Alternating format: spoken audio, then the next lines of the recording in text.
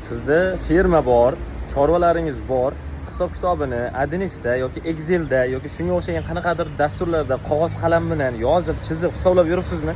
Boshingiz qotyaptimi? Adashib ketyapsizmi? Ishchilar oilaga masalasi bo'yicha, kommunal to'lovlari, soliq bo'yicha mana bizning ilovada buxgalteriya tizimi qo'shildi. Kiringlar, foydalaninglar, maza qilasizlar, javob beraman. Agar sizda firmada ishchilaringiz bo'lsa yoki xarajatlaringiz bo'lsa, oylik hisob kitoblarni kompyuterda yoki bo'lmasam Adnisda yoki shunga o'xshagan qanaqadir Excel, Wordlarda bajarib yurgan bo'lsangiz, bizning ilovadan foydalansangiz, ular muammosiz amalga oshadi. Masalan, qaranglar. Bizning firmada mana ratsion bo'limimiz bor, ishchilarimiz bor, masalan, oylik oladi mana.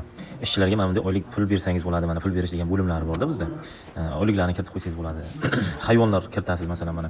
Hayvonlarni kiritgan paytingizda mana bu yerda tan narxi degan joyi ham borda, mana tan narxini kiritasiz masalan. Bu xarajat hisoblanadi hammasi.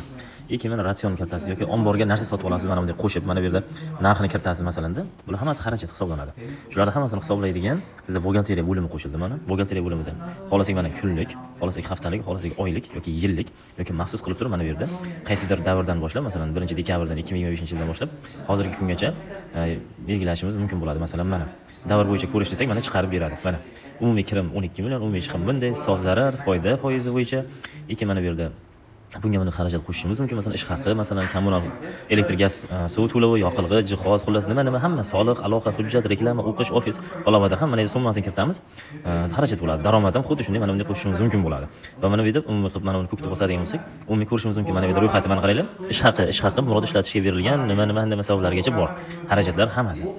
Va eng asosiysi mana bu oylar bo'yicha mana chiqimlar ko'rsatib qo'yilgan va mana bu PDF-ni bosib, mana o'zingiz Telegramingizga kimgadir o'sha PDF qilib, mana bu yerda ko'rsatgan mana 1-dekabrdan 4-iyungacha bo'lgan oralikdagi hisob kitobni PDF qilib yuklab olishingiz mumkin bo'ladi.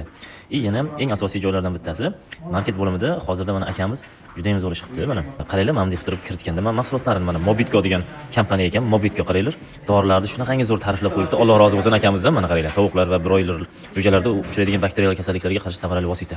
Mana Doxicol 320 ming so'm qilib beradigan, turizm ismi ekan o'zi. Ko'ryapsizlar mana, qo'ng'iroq qilib mana shuni gaplashib olaversanglar bo'ladi. Mana shunaqa joylarimiz bor. Juda ham ajoyib. Market bo'limiga mana bu yerda o'z mahsulotlaringizni soting degan joyni bosib, mana shunday qilib mahsulotlaringizni qo'yishingiz mumkin bo'ladi.